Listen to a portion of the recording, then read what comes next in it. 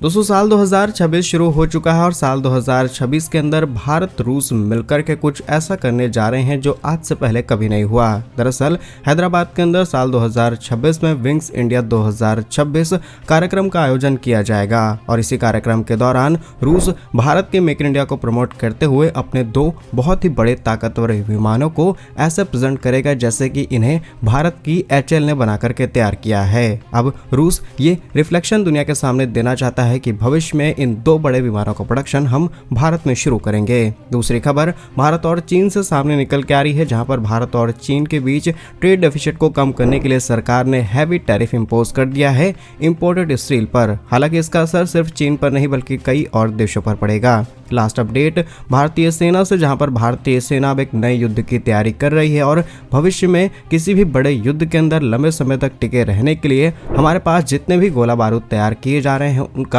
90% हिस्सा हमने देश के अंदर बनाना शुरू कर दिया है। जानते हैं आज के इस वीडियो में तीनों ही इंपॉर्टेंट अपडेट डिटेल्स में। यदि आपको हमारा काम पसंद आए वीडियो को लाइक, चैनल को सब्सक्राइब जरूर कीजिएगा, क्योंकि आपका एक छोटा सा काम आप तक के जरूरी और सही खबरें लाने में हमारी बड़ी मदद करता है। तो सबसे पहले रूस से आ रही अपडेट की बात की जाए तो हैदराबाद के अंदर होने वाले विंग्स इंडिया 2026 के आयोजन में रूस अपने दो बड़े विमानों को पेश करेगा। अच्छी बात यह है कि रूस की तरफ से इसके प्रस्ताव भी सामने आ चुके हैं, जहां पर रूस अपने दो प्रमुख विमान जिसमें SJ-100 सुपरजेट और दूसरा है IL-114-300 को HAL यानी कि हिंदुस्तान एरोनॉटिक्स लिमिटेड ब्रांड के तहत भारत में निर्मित और प्रदर्शित करने की तैयारी कर रहा है। हैरानी की बात यह है कि भारत ने अभी तक इस पे एडवांस लेवल पर काम करना शुरू नहीं किया है, लेकिन हमने कॉन्ट्रैक्ट साइन कर रखे हैं और बिहाफ ऑन द कॉन्ट्रैक्ट्स रूस अपने इन विमानों को HAL का प्रोडक्ट दुनिया के सामने रखेगा, जिससे भारत के लिए एक्सपोर्ट्स के रास्ते खुल जाएंगे। डिटेल्स आपको बताएं तो जनवरी 2026 में रीसेंट रिपोर्ट्स के मुताबिक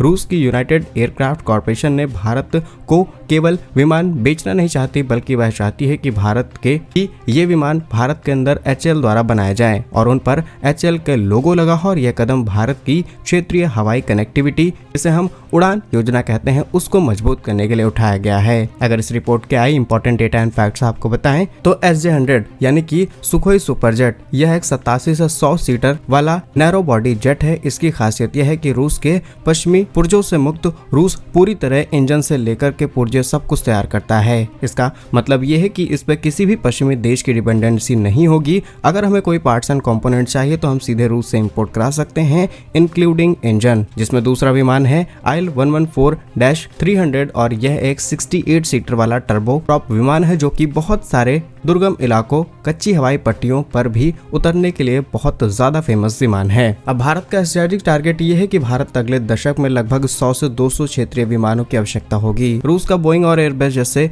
बड़े प्लेयर्स को काउंटर करना है, क्योंकि इन कंपनीज की मोनोपोली है आज पूरे एविएशन इंडस्ट्री पर। और रूस चाहता है कि भारत किसी भी देश से इंपोर्ट ना करे, बल्कि हमारे इन विमानों के साथ डील करते हुए इन विमानों को अपने ही देश के अंदर बनाए। इसके अलावा रूस ने को प्रोडक्शन के भी ऑफर दिए हैं। प्रस्ताव के अनुसार विमानों का ढांचा फाइनल असेंबलिंग लाइन भारत के अंदर तैयार होगी, जिससे हाई टेक्नोलॉजी सीधे भारत को ट्रांसफर हो सकती है। अब इन दोनों विमानों की थोड़ी खासियत आपको बताएं तो SJ-100 की बात की जाए तो ये 87 से 100 सीटर वाला है, 114 50 से 68 सीटर वाला है। दोनों के अंदर दो इंजन का इस्तेमाल किया गया है। पहले विमान के अंदर PD-8 रूस ने इस इंजन को बनाकर के तैयार किया और दूसरे के अंदर TV711 7ST-01 इंजन का इस्तेमाल किया गया है। पहले की रेंज यानी कि SJ-100 की रेंज 3000 से 4500 किलोमीटर के आसपास है, वहीं दूसरे की रेंज 1400 किलोमीटर के आसपास है। लेकिन इसमें लगा हुआ इंजन फ्यूल को बहुत इफिशिएंटली बर्न करता है, यानी कि लंबे समय तक उड़ान भर सकता है। अब SJ-100 की खासियत यह है कि लंबे शहरों को आसानी से जोड़ सकता है, दूर के शहरों को आसानी से जोड़ सकता है। लेकिन दूसरे विमान यानी कि 114 की बात की जाए तो ये पहाड़ी छोटे इलाकों के अंदर आसानी से उड़ान भरते हुए तुरंत लैंड कर सकता है, यानी कि नॉर्थ ईस्ट के अंदर कनेक्टिविटी एनहांस करने के लिए या फिर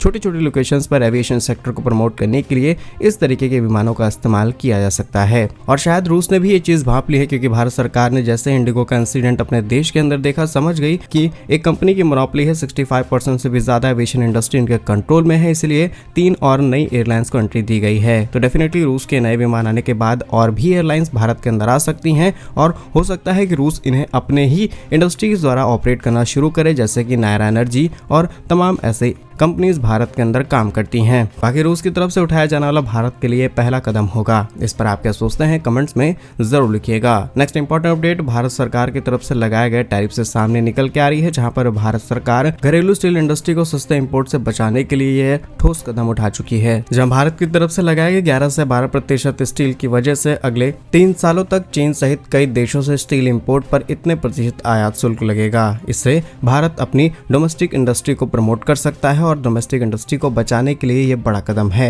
और सरकार की तरफ से लगाए गए इस टैरिफ को अलग अलग फेजेस में डिवाइड किया गया है। पहले साल ये 12% रहेगा, दूसरे साल 11.5% और तीसरे साल ये 11% रहेगा। 3 फेजों में कम किया जाएगा और स्पेशली ये चीन, वियतनाम, नेपाल से आने वाले स्टील पर लागू होगा। और कुछ विकासशील देश जैसे कि स्पेशलिटी स्टील और स्टेनलेस स्टील पर यह शुल्क नहीं लगेगा, जबकि भारत दुनिया का दूसरा सबसे बड़ा कच्चा स्टील का उत्पादक है। लेकिन हाल ही के सालों में चीनी स्टील के सस्ते इंपोर्ट की वजह से डोमेस्टिक इंडस्ट्री पर इतना दबाव बढ़ा, वो इतनी ज्यादा डैमेज हुई कि भारत को आर्थिक नुकसान होने शुरू हो चुके हैं। रिसेंटली DGTR यानी कि directorate general of trade regiment ने अपनी जांच में पाया कि स्टील से अचानक हुई तेजी से डोमेस्टिक इंडस्ट्री को नुकसान पहुंच रहा है और इसे कंट्रोल करने का एकमात्र तरीका है कि इंपोर्ट्स पर हैवी टैरिफ लगाया जाए और भारत ने सक्सेसफुली इसे इंपोज कर दिया है। नेक्स्ट इंपॉर्टेंट अपडेट भारतीय सेना से सामने निकल के आ रही है, जहां पर भारत की सुरक्षा स्थिति तेजी से बदल रही है और अनस्टेबिलिटी भारत के अलग अलग बॉर्डर्स पर हमें देखने को मिल रही है। नई टेक्नोलॉजीज और लॉन्ग टर्म भारतीय सेना को बने रहने के लिए सिर्फ युद्धक हथियार नहीं चाहिए, बल्कि लंबे समय तक लड़ाई रखने के लिए हमें अपने मेड इन इंडिया हथियार चाहिए, क्योंकि एक तरफ सप्लाई होती रहेगी, दूसरी तरफ फैक्ट्रीज में प्रोडक्शन होता रहेगा। दिन रात काम करते हुए हम युद्ध में बने रह सकते हैं, जैसा कि आज रूस कर रहा है। और दुनिया के देशों से अगर हम कुछ सीख करके इम्प्लीमेंट ना कर पाए तो शायद इतनी बड़ी GDP होने का कोई मतलब नहीं। फिलहाल भारत ने यह समझ सीख लिया है और गोला बारूद, स्पेयर पार्ट समेत लॉजिस्टिक सभी चीजों के लिए हम पहले से तैयार हैं। रिपोर्ट्स ये हैं कि पहले गोला बारूद की सप्लाई पुरानी फैक्ट्रियों और विदेशी आयात पर निर्भर थे, लेकिन जिससे वैश्विक संकट की कोई भी दिक्कत आए और सप्लाई चेन पूरी तरीके से डिस्टर्ब हो जाती थी। लेकिन अब भारत ने मेक इन इंडिया के तहत इनका प्रोडक्शन शुरू कर दिया है और 90% से भी ज्यादा गोला बारूद अब स्वदेशी हैं। भारतीय सेना के पास करीब 200 तरह के गोला बारूद और सटीक एम्युनिशंस मौजूद हैं, जो कि अलग अलग हथियारों में इस्तेमाल होते हैं। और जहां भारत सरकार ने नीतिगत बदलाव करते हुए इंडस्ट्रीज के साथ मिलकर के इन सभी गोला बारूद को बनाने में 90% से भी ज्यादा